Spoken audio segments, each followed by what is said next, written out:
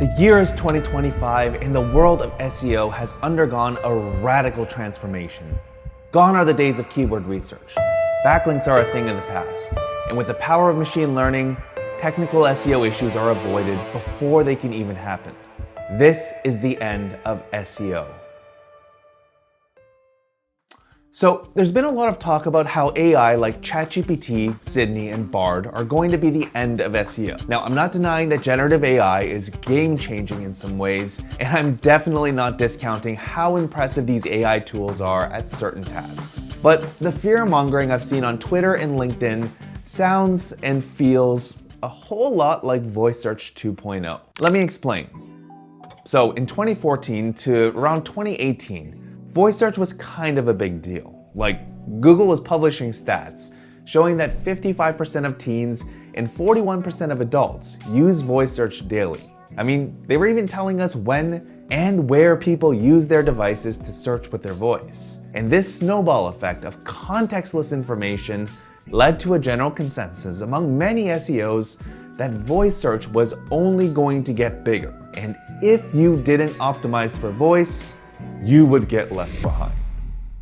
Basically, similar sentiments to what people are saying about ChatGPT. Now, to the best of my knowledge, voice search didn't leave anyone behind. In fact, SEOs learned that a good chunk of answers that came back from voice search and personal voice assistants like Google Home and Amazon Alexa were being pulled from featured snippets, which are these blocks of text that SEOs have been optimizing for years. Now, the other reason why I bring up voice search is because it's another time when AI, machine learning, and natural language processing were all being talked about together in the SEO community. And there's kind of a similar vibe where all three of these things are in our faces and our feeds, but still, no one really understands them. What is this? Now, in order to understand if there's any validity to claims of ChatGPT and company taking over SEO jobs and search as an industry, we need to understand what ChatGPT is and how it works. And the best place to begin is by understanding the fundamentals of what AI, ML, and NLP are. Now, even though these acronyms are often used synonymously, they're not the same thing. AI is an umbrella term for machines that simulate human intelligence, and NLP and ML are both subsets of artificial intelligence. In a nutshell, NLP is what allows machines to understand, interpret, and generate human-like language. It breaks down spoken content into words, phrases, and structured data. Then that data can be analyzed and acted upon. Now, machine learning has quite a few more layers. Machine learning is the process of training algorithms to make predictions or decisions based on data. And as these machines get trained with more data, both accuracy and effectiveness improve. Now, the subset of machine learning that's used in tools like ChatGPT is called deep learning. And deep learning uses something called artificial neural networks, or ANNs, to understand complex patterns and relationships in data. It's basically trying to simulate a human brain. And now we end up at our final layer, large language models, or LLMs.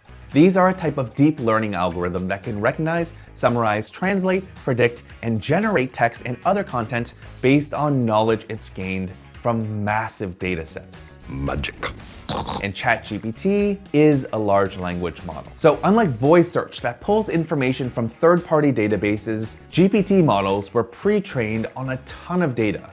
And this allows them to generate entirely new content by predicting the next word over and over again, based on probability distributions. It's kind of like autocomplete, but on a much larger scale. And these predictions on the whole are really good. So perhaps predicting the future based on how voice search turned out doesn't make sense here, because we're playing a completely different game. So much so that I do think that there is some merit in what people are saying about how AI will change SEO. Forget the old ways, brother. And at the risk of sounding dramatic, that may also mean a change in career paths for some people. I mean, Google doesn't exactly have a good track record for trying to preserve traffic jobs and revenues if it means it'll improve their search engine. Like in 2011 to 2015, Google Flights was rolled out globally. And clearly, travel booking sites got the short end of the stick. And in 2016, when Google rolled out featured snippets on queries like celebrity net worths, this site allegedly lost 65% of their organic traffic. While no one knows exactly what will be impacted in SEO, I have a few predictions of what may come as a result of the rise in search engine optimization. So first, I think that AI engines will further gobble up market share for queries that don't require expertise. And I say further gobble up because it already happened years ago with featured snippets and other SERP features. More specifically, I think it'll happen for simple definitions, high-level listicles with basic tips, and even some of the how-to queries that don't require expertise. Simply put, generative AI can often provide much better answers more succinctly than 4,500-word blog posts with a lot of nonsense. Second, I think we'll see a decrease in wages for certain SEO jobs, particularly content writers without niche expertise. This is the worst! So, simply put, mediocre writers who are writing basic content pieces that anyone can write aren't going to be able to keep charging 5 cents a word. We now live in a world where ChatGPT and other AI tools can write better content for a fraction of the cost in a fraction of the time. And as more and more people around the world realize that you can make a living using the features of ChatGPT, I believe that supply will exceed demand and things like basic content creation will be outsourced to AI operators instead of lower-level freelance writers. And with the use of well-trained AI operators, your cost per word may very well get down to being a fraction of a penny. Now, to be clear, I don't think that subject matter experts who are writing content for highly technical niches will be as hard hit or hit at all. Now, the third change I foresee coming is that the bar for quality content will increase tenfold. AI has essentially commodified content, but as more people generate more content from the exact same source using the exact same methods, content is going to sound more and more alike. In fact, we're kind of already there. So naturally, the bar for quality content must go up. And finally, I think we'll see video results continue to take more clicks in search engine results pages. Because there's been a clear shift in preference for video content, search engines have adapted to give us more of what we want. After all, their job is to serve the intent of the searcher as best as possible. Now, I say that video results will continue to take more clicks because we've already seen this transition with the increase in video SERP features and various stats that support these changes across the web. Now, the reason why I think AI tools like ChatGPT will further amplify this is because text content is only going to sound more and more the same. Take the query best squat rack as an example. You click on a result from a known brand, and when you scroll through the content, you see some generic stock photos and a basic description about the equipment based on Amazon reviews. ChatGPT can also write content like this. But if you look on YouTube and find a video like this, where a fitness enthusiast actually has 10 squat racks, where he's going to visually walk you through the pros and cons from his experience using them, you are going to get much better insights from this. Now, I'm sure there are a lot more things that'll change in SEO and search as a whole, but here's the thing. Just because ChatGPT can perform cool party tricks like taking a list of ingredients and giving you a recipe for dinner, it doesn't mean that SEO as a profession and an industry will die. And I have two main reasons to believe this. Number one, AI tools cannot obtain unique real-world experiences